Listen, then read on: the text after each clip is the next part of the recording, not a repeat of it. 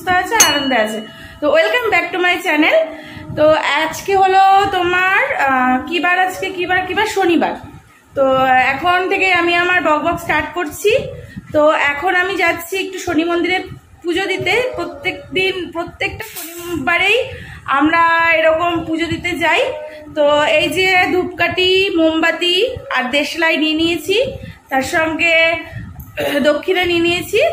তো চলো তোমাদের সাথে এটাও শেয়ার করি, একটু হাঁটাও হবে প্লাস পুজো দেওয়া হবে।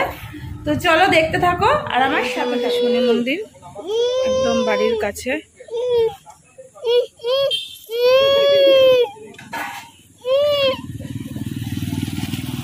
মর্নিং ওয়াকে বেটা, আর আমি বেরিয়েছি ইভিনিং ওয়াকে। বেশি দূর যাইনি, আমাদের বাড়ির সামনেটা দিয়েই হাঁটছি। আর এখানে আমাদের বাড়ির একদম কাছেই এই রেস্টুরেন্টটা হয়েছে। আজকে 3 মাস হতে চললো, বৈঠকি নাম। এখনো অবধি রেস্টুরেন্টটা ঢোকা হয়নি। ওই যে বলে না, বাড়ির কাছে একদম হলে যা হয়। তো চলো হেঁটে নিই একটুখানি। পুরো বাড়ির বাইরের সাইডটা, নিচতলাটায় আমরা ভাড়া থাকি। এখন আমার ছেলে খুব কাঁদছে, কেননা ওর বন্ধুর বাড়িতে যেতে পারেনি। শনি মন্দিরটা যেদিকে সেই দিকেই ওর বন্ধুর বাড়ি। তো ওই বন্ধুর বাড়িতে নিয়ে যায়নি বলে প্রচণ্ড কাঁদছে। আর এই যে আমাদের বাড়ির সামনে দিয়ে রাস্তা, ওটা মেন রাস্তা। আর এই যে এইটা হলো পুরোটা রাস্তা। ওই যে রেস্টুরেন্টটা একদমই কাছে। আর এখানে একটা বিশাল বড় নিম গাছ আছে। তো পুজো দিয়ে ইভিনিং ওয়াক করে তোমাদেরকে তো রেস্টুরেন্টটা শেয়ার করলামই, একদমই বাড়ির কাছে বলেই এখনো পর্যন্ত যায়নি। আর ছেলে প্রচণ্ড কাঁদছে, কেননা শনি মন্দিরটা যেদিকে সেই দিকে হলো ওর বন্ধুর বাড়ি, মানে আদিত্যর বাড়ি। তো এবার ও ওই শনি মন্দিরে মানে ওইদিকে গেলেই ভাবে যে আমি ওকে আদিত্যর বাড়িতে নিয়ে যাচ্ছি। এবার ওখান থেকে কিছুতেই আসবে না, ও আদিত্যর বাড়ি যাবে। কিন্তু এবার আমার হাজব্যান্ডেরও ডিউটি আছে, এসে ভাত টাত করতে হবে। তো এই মুহূর্তে নিয়ে যাওয়া সম্ভব না। তো দেখি যদি কোনোদিনও টাইম পাই যাব ওদের বাড়িতে, গিয়ে একটু ঘুরিয়ে নিয়ে আসবো। বাচ্চা তো অনেকদিন ধরে বাচ্চাদের সঙ্গে দেখা হচ্ছে না, মিট হচ্ছে না, পাগল হয়ে যাচ্ছে। তো দেখি যদি পারি নিয়ে যাব। এখন প্রচণ্ড কাজে একটুখানি মোবাইলটা দিয়েছি, মোবাইল সচরাচর দিই না, একটু দিয়েছি যাতে একটু শান্ত হয়।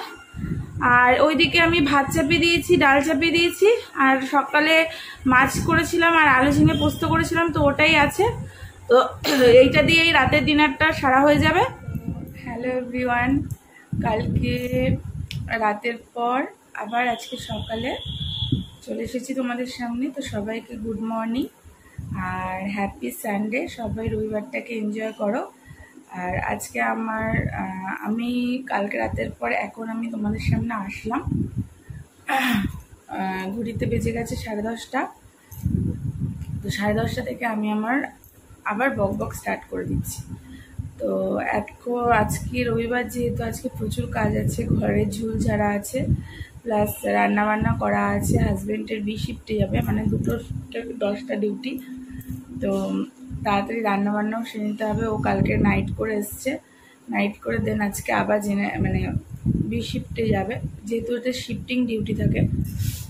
আমি রান্নার মধ্যে যেটা করব, তোমাদেরকে তো দেখিয়েছিলাম যে আমি ঘরোয়া উপায় কীভাবে পনির তৈরি করি। তো ওই পনিরটাই আজকে তো রান্না করব। আর একটু সয়াবিনের তরকারি করব, আর ছেলের জন্য একটু ডাল করব আর ভাত করব। তো এটাই হলো আজকে আমার লাঞ্চের মেনু হবে।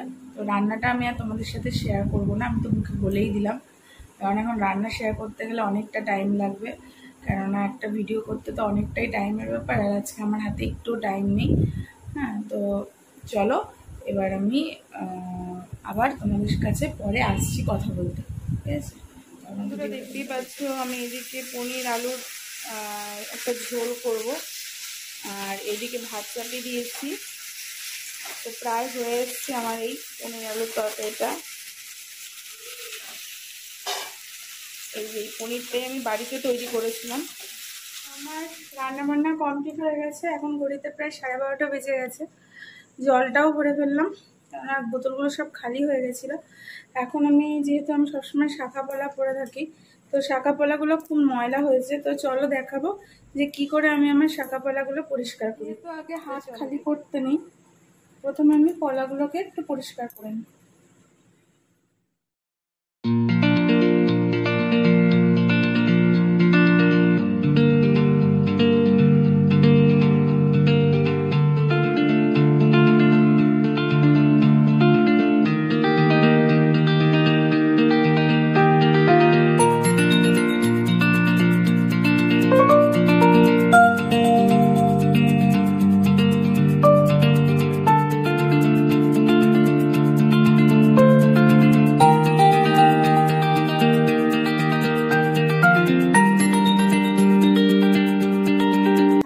পরিষ্কার করার আগে আমি একটা কলগেট নিয়ে নিয়েছি।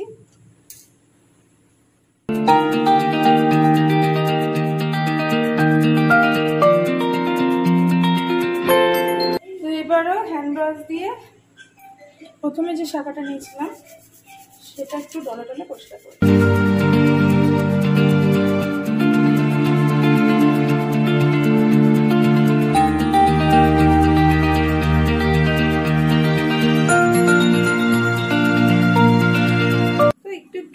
আছে কিন্তু এখন ছেলেকে চান করানোর টাইম হয়ে গেছে, ওকে চানটা করিয়ে নেব।